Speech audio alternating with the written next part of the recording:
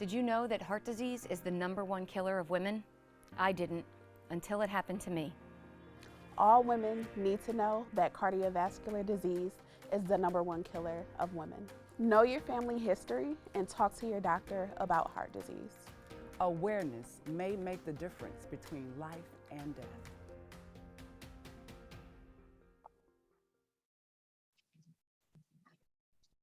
Good afternoon, and welcome to the American Heart Association's Go Red Talk. I am Brianna Johnson with the American Heart Association, and I'm proud to bring this event to you. Having just hosted our annual Go Red for Women luncheon last week, I know there's a big need to continue critical conversations and education about women's heart health. I would like to begin by thanking those who made this possible, our local Go Red for Women sponsor, Essentia Health. Did you know that cardiovascular disease is the #1 killer of women, causing 1 in 3 deaths each year? It's 1/3 of our mothers, sisters, friends, neighbors, coworkers, and more. It's 1/3 of the women we can't bear to live without. But here's the good news. Did you know that most cardiovascular diseases can still be prevented with education and simple lifestyle changes? That's why we're here today. The mission of the American Heart Association is to be a relentless force for a world of longer, healthier lives, and that begins with you. So thank you for being here today. I'm looking forward to our speakers and some lively conversation. Today, we're going to hear from 2 panelists on women's heart health, Dr. Natalia Rocha and Dr. Catherine Benziger, both Essentia Health cardiologists, and we will also hear from a local heart survivor. Once we've heard from all 3 of these women, we'll open up the floor for a live Q&A, and we welcome your input. We encourage you to ask questions in the chat box as we go, and I'll keep track of those and pose them to our live panelists from Essentia Health at the end. So without further ado, let's get started. Our first speaker today is Dr. Natalia Rocha. Dr. Rocha received her education from the Federal University of Ceará in Brazil and subsequently completed an internal medicine residency and cardiovascular disease fellowship at the University of Texas Southwestern Medical Center in Dallas, Texas. Dr. Rocha has a special interest in cardiovascular disease prevention and cardiometabolics. She is board certified with the ABIM in internal medicine and cardiovascular disease.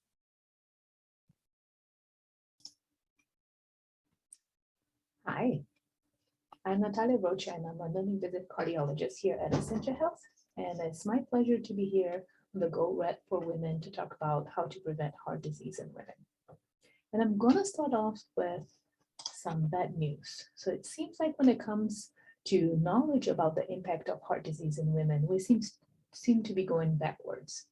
So this was an online survey conducted by the American Heart Association between the years of 2009 and 2019.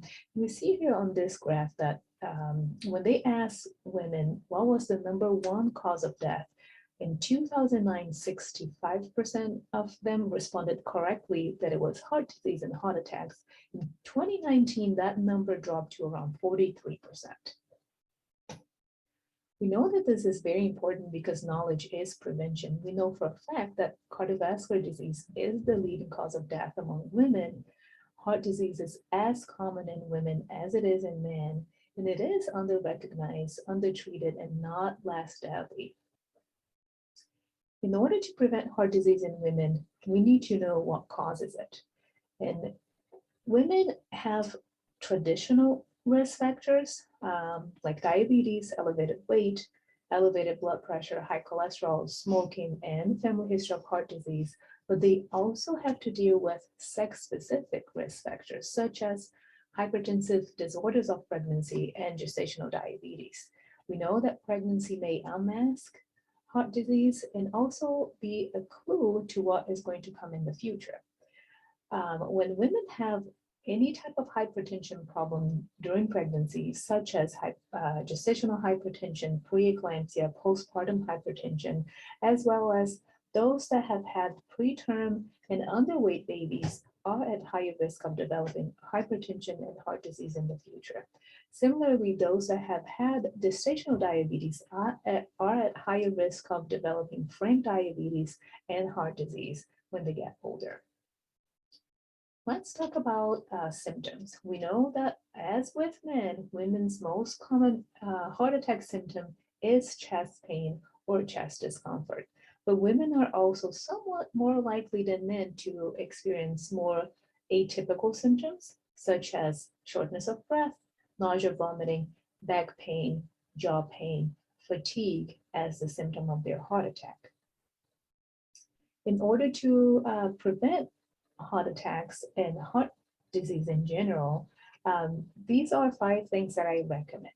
So number 1 is exercise. Move your body for at least 150 minutes per week of aerobic physical activity. That can be divided into as many sessions as you prefer. So for instance, 5 sessions of 30 minutes would work. As far as diet, we recommend a heart healthy diet that should be rich in vegetables, fruits, whole grains, low-fat dairy, fish, legumes, nuts, and it should be limited in the amount of sweets, sugary beverages, and red meat. Abstain from smoking. Alcohol in moderation, which means a max of 1 drink per day for women. And the next one is know your numbers, and we'll talk a little bit more about that next.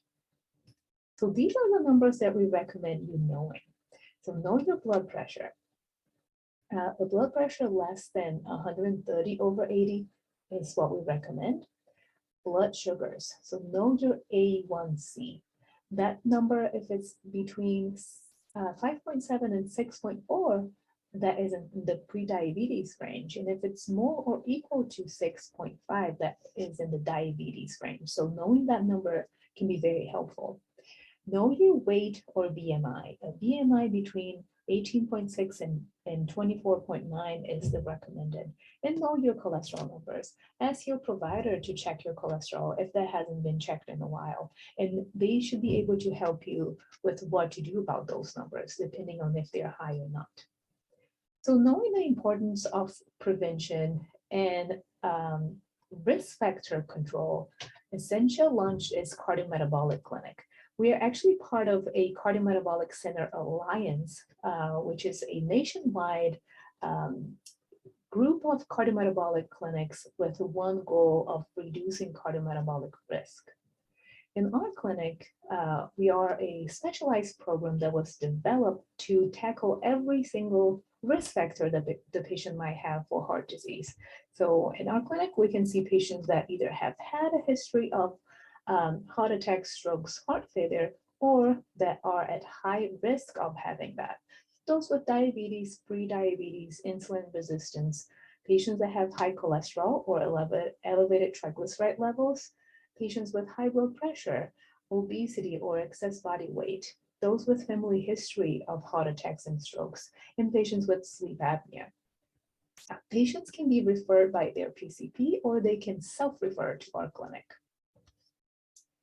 We know that early diagnosis of risk factors and optimal control of those risk factors is what's going to prevent heart disease, both in men and women.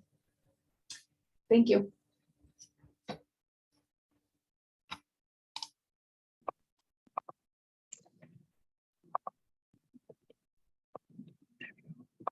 Oh. Thank you so much, Dr. Rocha. It's so important for women to know that their symptoms can be different than those that men experience, that we should be looking out for things like shortness of breath, nausea and vomiting, and even back or jaw pain. And it's so important, as you mentioned, to know your numbers. If you don't, maybe it's time to make that appointment with your healthcare provider. It is now my honor to introduce our next speaker, a local heart survivor. Wenda will share with us her personal experience with a recent heart episode. Hello, I'm Kathy Sell with Essentia Health, and I'm pleased to be speaking today with Wenda, one of our heart vascular patients. Welcome. Thank you for coming and sharing your story with us today. Tell us a little bit about yourself. Who are you? What do you like to do for fun? My name is Wenda. I live in rural Minnesota and I'm married. I have 3 boys who are young adults. I love to be outside. I like to walk, bike, kayak, and I also enjoy reading, crocheting, those kinds of things.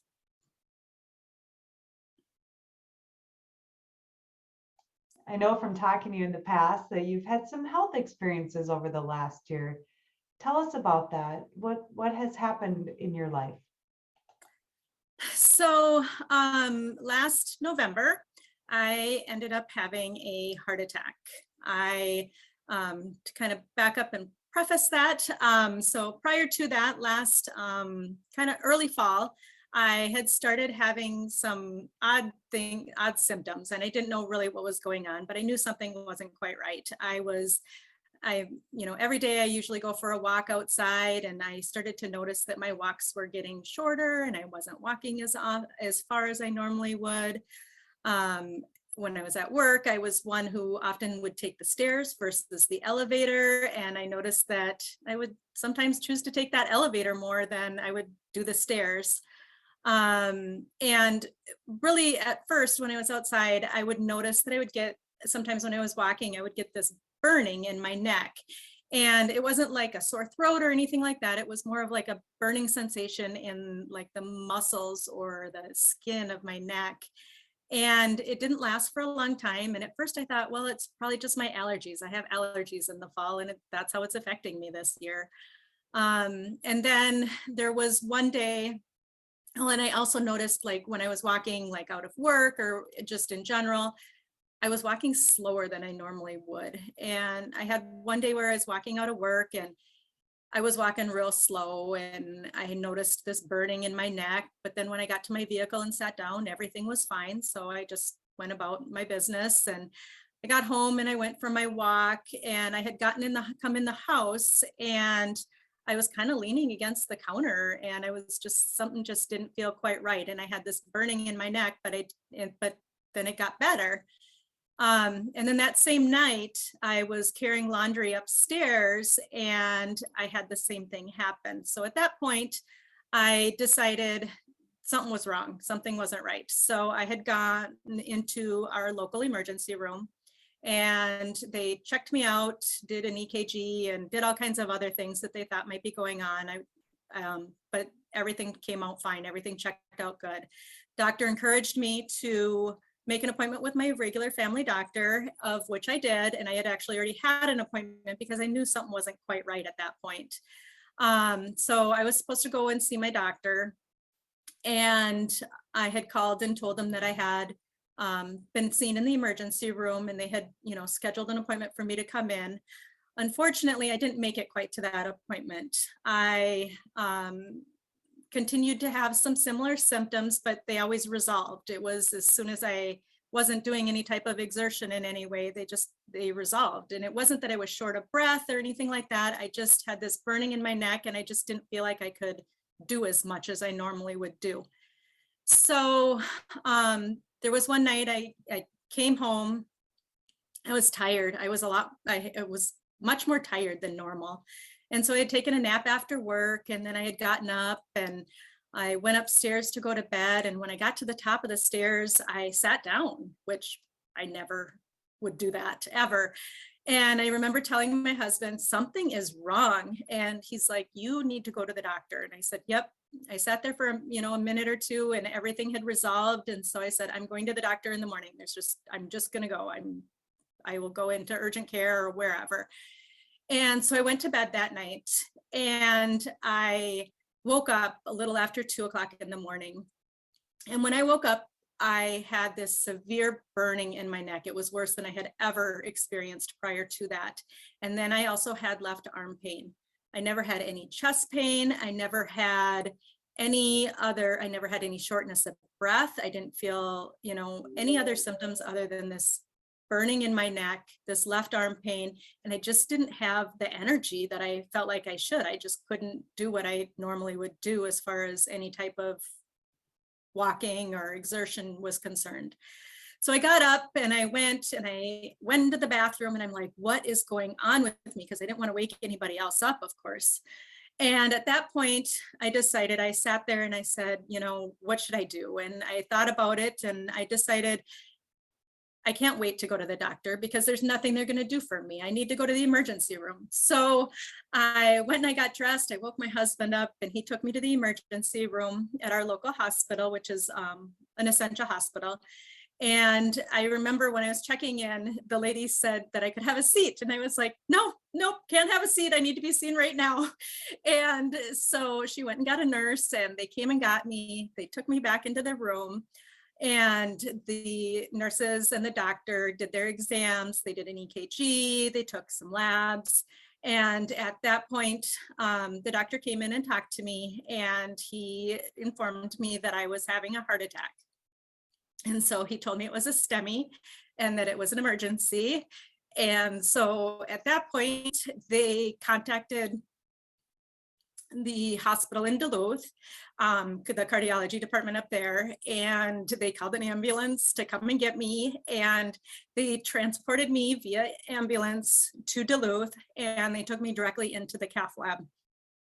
When I got there, or after I was finished in the cath lab, they told me that I had a 100% blockage in my LAD, which is one of the main vessels in my heart. And so the whole left side of my heart wasn't getting the oxygen that it needed at that point. And so they put in one stent, and things improved dramatically from then. All of my pain was gone. I didn't have, everything felt a lot better. I spent a couple of days in the hospital at that point, and after that, I was discharged home.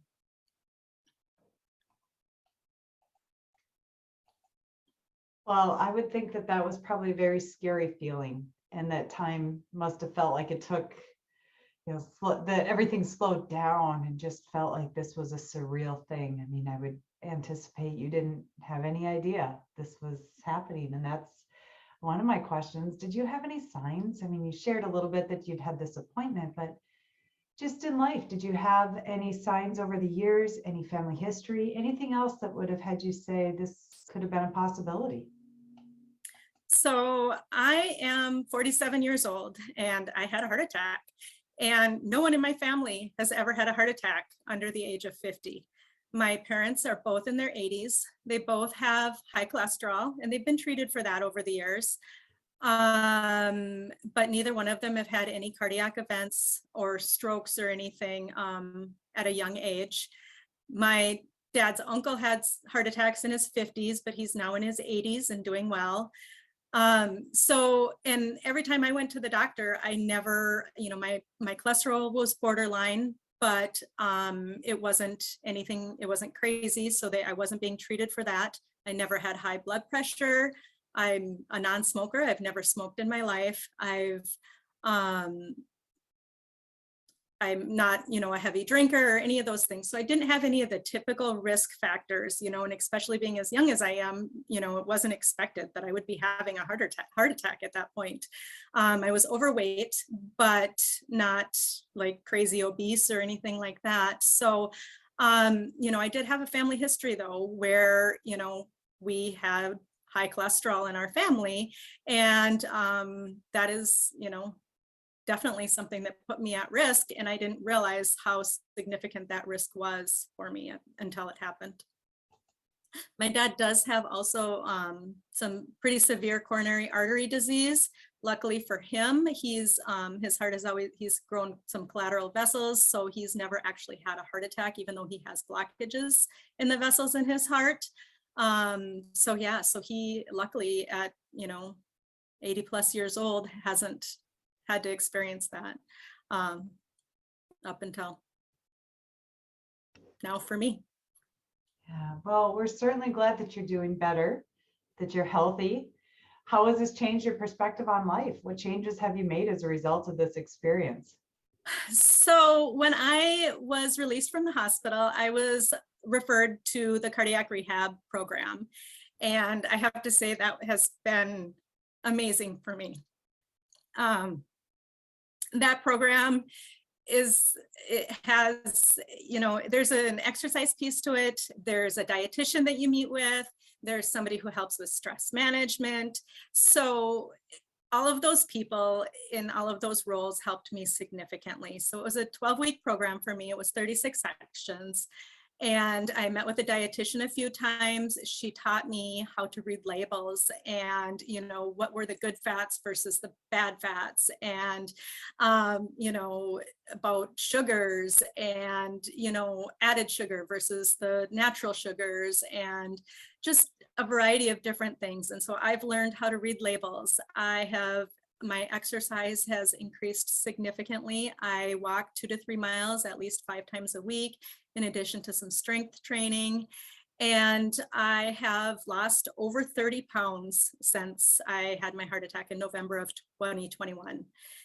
I have changed just my whole outlook on life. My stress has gone down. I've learned to really look at what's important, and really find good in absolutely every single day.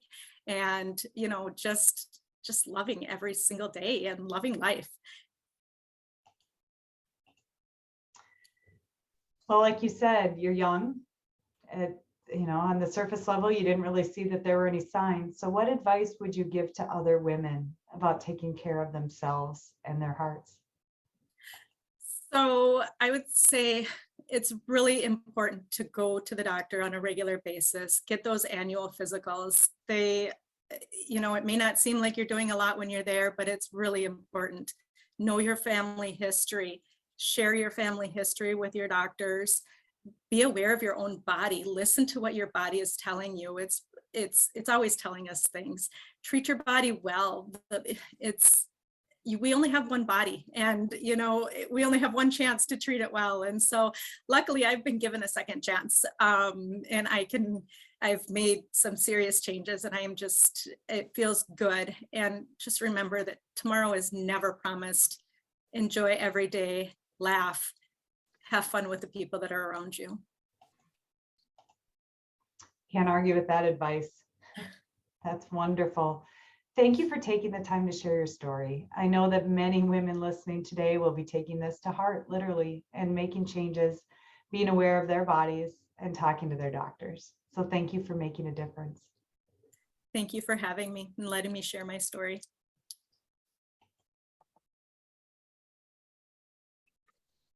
Wow. Thank you so much, Wenda, for being able to share your story with our audience today. I think your story will resonate with many women. I know for me personally, I'm a similar age and have similar family history and risk factors. Your story is just a very eye-opening reminder of why people need to listen to their bodies and follow their intuition when they feel like something is off. We are so grateful that you had a positive outcome, and you are the reason why we are here today and why the Heart Association does what we do every day.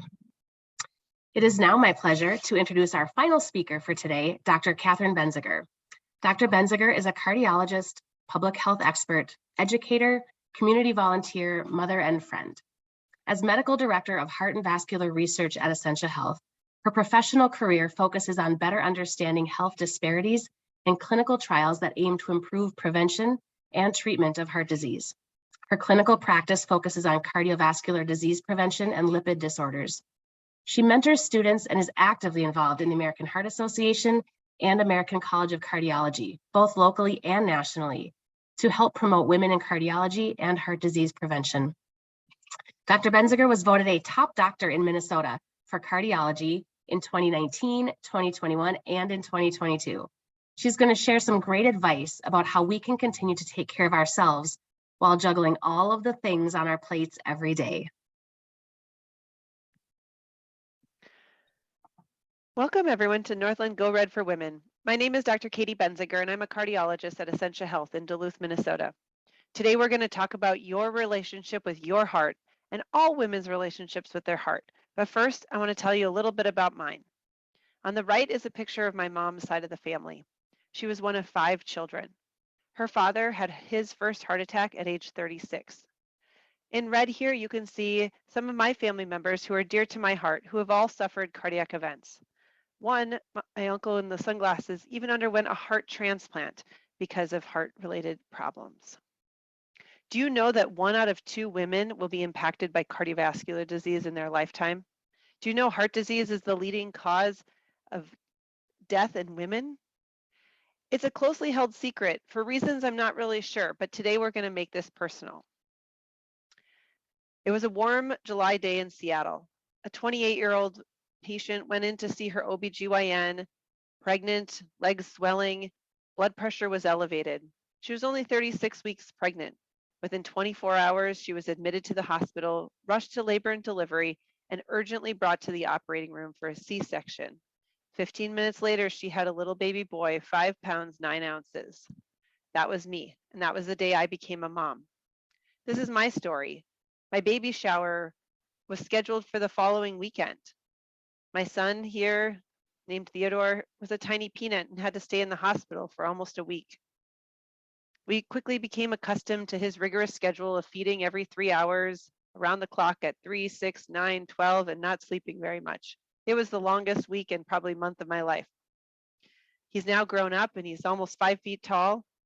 And do you think in any of my follow-up appointments or any time that I've seen a provider since then that anyone asked me about my pregnancy-related complications, my preeclampsia, my high blood pressure that I had? No. Why? Most providers don't know that these are risk factors for women. It's really a shame. This is a very personal story for me. It's personal because, as you know, this is also political. We need to do more to advocate for women's health education and for funding to better understand pregnancy-related heart disease. Not enough is being done with this. Pregnancy provides a unique opportunity for us to estimate a woman's lifetime risk of cardiovascular disease due to the inherent stress that a body is under when it's growing another human. It's a great cardiometabolic stress test, and generally it's something that has been under-recognized and undervalued in the realm of prevention. We know that there are some specific risk factors that happen during pregnancy that we now know lead women to have a higher risk of heart disease in the future, such as hypertensive disorders of pregnancy, gestational diabetes, and preterm birth, as well as the others listed here. There are a lot of things we still don't know, and we need to know more in order to become better at preventing heart disease in women. We know that these metabolic conditions in pregnancy are rising, partly due to the rising rates of obesity in women, as well as more women who are waiting later into their 30s and 40s to bear children, and these diseases tend to be more common in older age. We also know that premature menopause is a risk factor for women. Menopause is a natural phase for most women in their 40s and 50s, and this perimenopausal period is a key time to make lifestyle changes and reduce your future risk of heart disease. We've watched women conquer breast cancer, and there's a great breast cancer campaign with education that many women are aware of the risk of breast cancer. The Go Red for Women is a campaign to reduce the risk of heart disease and stroke in women and educate women that heart disease actually here in the red box kills more women than breast cancer in pink. This isn't a competition. We're not trying to be better than the breast cancer campaign. We want to be as good as them. We want to step it up and to try to address this crisis of cardiovascular disease in women. Sometimes when people hear this, they gasp. They can think of someone. They often know a young woman who's been impacted by breast cancer, had to cut off her hair, had to go shopping for wigs, had to take her to chemotherapy. Unfortunately, we often can't think of a young woman who has had heart disease or a stroke. I'll tell you why. Heart disease kills people, and often really quickly. Sometimes the first time that heart disease strikes, it's sudden cardiac death. There's no opportunity to say goodbye or go shopping for wigs. Here's a small part of our team at Essentia in the Heart Center. A lot of these people take care of men and women every day who are having heart attacks. Let me describe a difference between the male pattern heart attack, the Hollywood heart attack, the elephant sitting on my chest. Oh, horrible chest pain. I can't breathe. EKG, blah, blah, blah, blah, blah, blah. The doctor says, this is a STEMI, ST elevation, needs to go to the cath lab. They make a phone call, boom, boom, boom, clot's fixed, patient's back up into the ICU, everything's all better, right? That's typically a man's heart attack. Women have those types of heart attacks too, but many, many women don't have a discrete blockage. They have diffuse disease. It's kind of like when we think about a guy with a big beer belly, they put on fat in certain places and it's more discreet. Women, it's sort of all over, right? And that's what their arteries look like. There's cholesterol buildup all over. It's not just in one spot where you can put in a stent. So the EKG findings, the symptoms, the angiograms, they're different in women. Women's heart attacks are often not recognized. They're often sent home from the ER, like the patient you heard from. Sometimes they're told that it's reflux or inflammation or musculoskeletal pain. But no, it is often their heart. So what can you do? Hopefully you can take a look at your own relationship with your heart. You need to know your numbers. What numbers? You need to know your blood pressure. You need to know your cholesterol, specifically your LDL cholesterol. You need to know your blood sugar. You need to know your weight and your body mass index, and if it's in the normal range or in the overweight or obese range. If you smoke, you need to quit smoking, including e-cigarettes. We need to exercise. We all need to exercise every single day, 30 to 60 minutes. And we need to eat a heart-healthy diet. They say if your great-grandmother wouldn't recognize the food you're eating, you probably shouldn't eat it. And if you can't recognize it, where it came from, then read the label. If you can't read the label or the words are too big, or there's more than 5 ingredients, you probably shouldn't be eating it.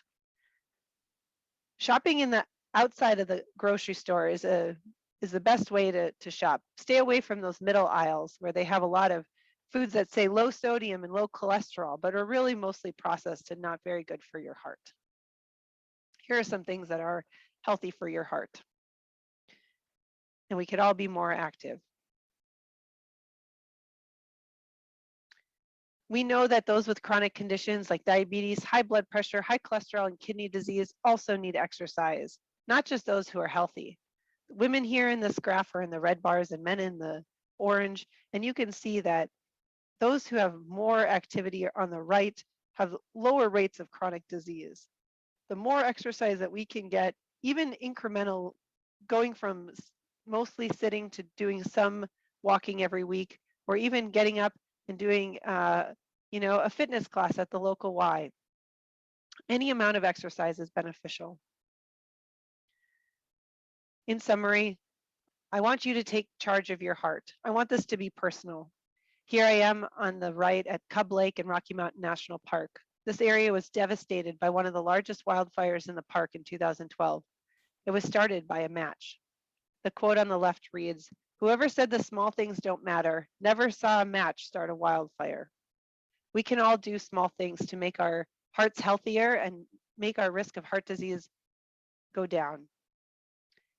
What's more incredible is from the devastation of this fire, all of the new life and new growth that can come from that.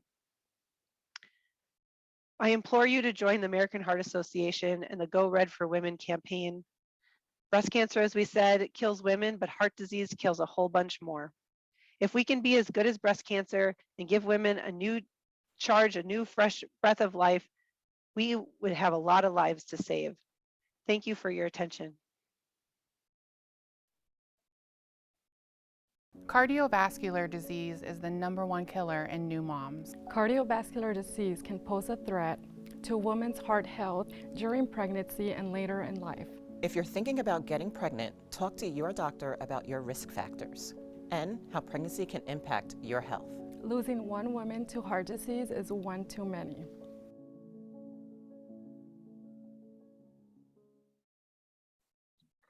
Thank you, Dr. Benziger, for that insight.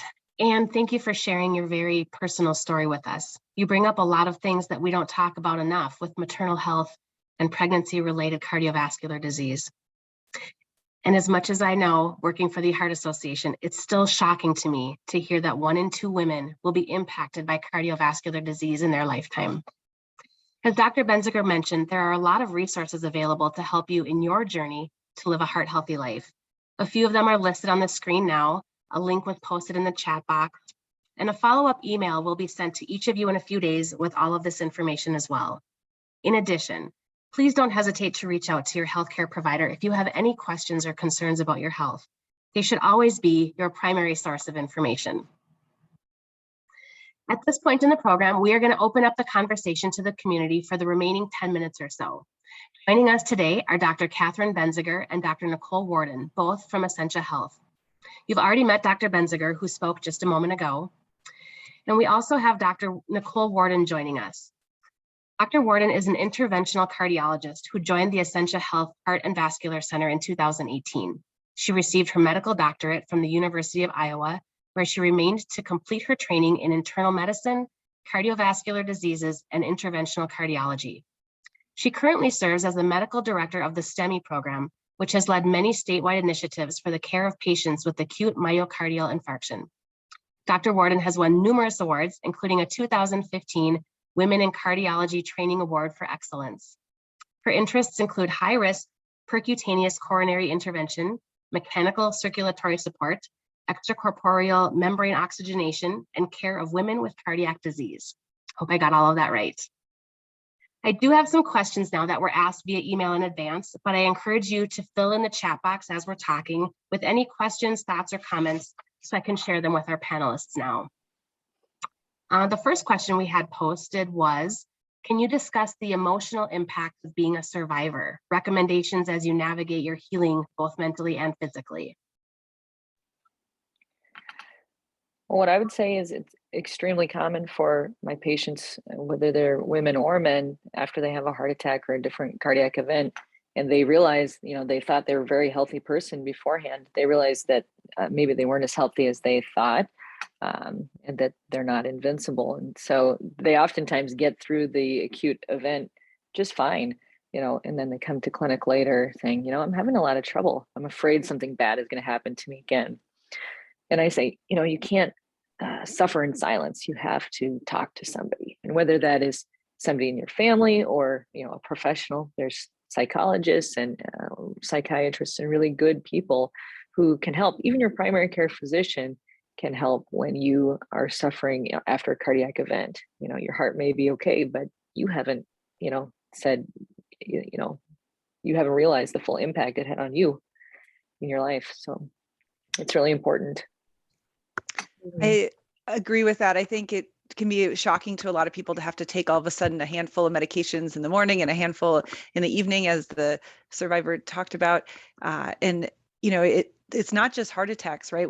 People can have heart events that are due to stress. And so being able to figure out ways to deal with stress and their anxiety and their emotions after a diagnosis of either cardiomyopathy or heart failure, heart attack, all of these things is really important. Thank you. We had another question about SCAD and the impact for women. Is this hormone related, pregnancy related? Can it happen to men too? I think so the SCAD, or spontaneous coronary artery dissection, is something that can happen to predominantly women, but I'm fairly certain it can happen to men also. Sorry, my computer had a little issue there for a second. But, there are several risk factors for spontaneous coronary artery dissections, which can be, as most likely some of the women in the video reel had, were, peripartum complications. So I've seen several patients who have just had babies that have spontaneous coronary artery dissections. How it presents is typically like a regular heart attack would present, chest discomfort or tightness, or some of the atypical symptoms that women have. So recognizing it is just similar to recognizing, a regular sort of cardiac event. We differentiate spontaneous coronary dissection usually once the person gets into the cath lab or have a cardiac CT scan. Then we can identify it as something that's slightly different than a normal heart attack.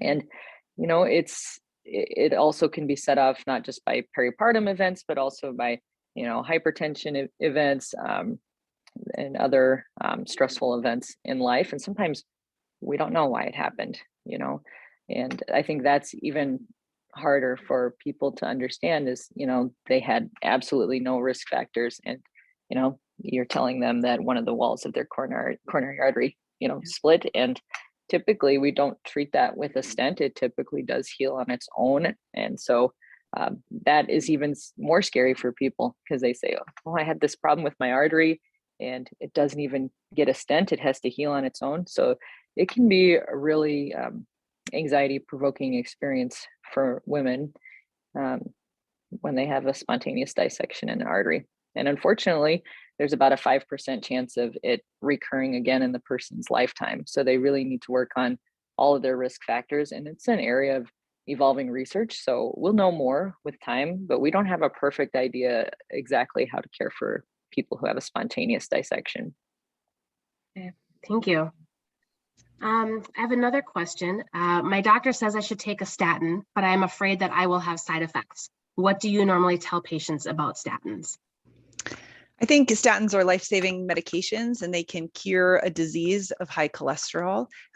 For families that are affected, like our survivor who has probably high cholesterol in their parents, and this is a genetic problem, taking a statin medication is a very cheap, effective, almost curable treatment for your disease. And so I tell people, if your doctor is recommending that you be on a statin medication, there are a whole handful of different ones. And if the first one you try doesn't work for you, we can try another one and another one. There's about a 5 to 10% risk of people having some muscle related side effects and aches and pains. But again, it's a very important medication for a lot of people who have heart disease and high cholesterol. Thank you. Yes. The way that I talk to people about statin cholesterol medications is, I try to tell them that we think these medications are super important, that they are going to prevent future cardiac events or strokes. And the thing is, I also tell them it's a therapeutic relationship between me and them, and I want them to trust me. So they have to know I'm not married to any of the medications. You know what I mean? The doctor is not there to just throw out the pills. The doctor is there to help them not have a future event. And so if they have a problem with the medication, we have to keep the lines of communication open. They, like Dr. Benziger said, there's other medications to try. We will most likely find one that will work for them if the first one doesn't work. And so I think you have to build that foundation of trust when people have, maybe been on the internet researching medications or, talking to family members who had trouble with the medication before. So it's something you have to talk about. Great. We have time for one more quick question that came in. Someone saw autoimmune diseases in one of the latter slides. What is the relationship between your heart and autoimmune diseases? I think there's a strong association between inflammation and cholesterol buildup in the arteries. And so we see this in diabetes most commonly. We also see it with smoking. Smoking causes inflammation, and the autoimmune diseases are diseases that promote inflammation. And so people who have lupus, rheumatoid arthritis, HIV, these are all conditions that increase inflammation in the body and can lead to worse problems with blockages than you would otherwise expect for your age and your risk factors. What always strikes me is one of the rheumatologists mentioned to one of the cardiologists once. He said, it's not lupus that kills our patients. It's not rheumatoid arthritis that kills our patients. It's cardiovascular events, in the rheumatology clinic. And so they're big supporters also of, treating people's cholesterol aggressively, making sure all the risk factors we've talked about today are aggressively under control. We do have a few questions that are coming in still right now, but we do want to kind of cut this off and be respectful of people's time. So my email address will come up shortly. If you have a question that you want answered and we didn't have time to, please feel free to email me that and we'll put you in touch with folks that can answer that. Thank you so much to everyone who joined us today, and thank you especially to Essentia Health for sponsoring this event and making it possible to bring this critical conversation to the Northland community. Thank you to our speakers, Dr. Natalia Rocha, Dr. Catherine Benziger, and our heart survivor, Wenda. And thank you to Dr. Benziger and Dr. Nicole Warden for being online with us to help answer some of your questions today. A follow-up email will be sent out to everybody who was registered with links to a few helpful resources, as well as a recording of this video. So if you know anyone who wasn't online with us today, but would benefit from this information, please feel free to share that link. And if you have any further questions or I can be a resource to you, please reach out. My contact information is listed on the screen now. I truly hope this is going to be an ongoing conversation with the goal of helping women everywhere to live longer, healthier lives. We're going to close out now with a little Be Well brain break. So feel free to get up out of your chairs and reclaim your rhythm before you head out. Thank you so much and enjoy the rest of your day.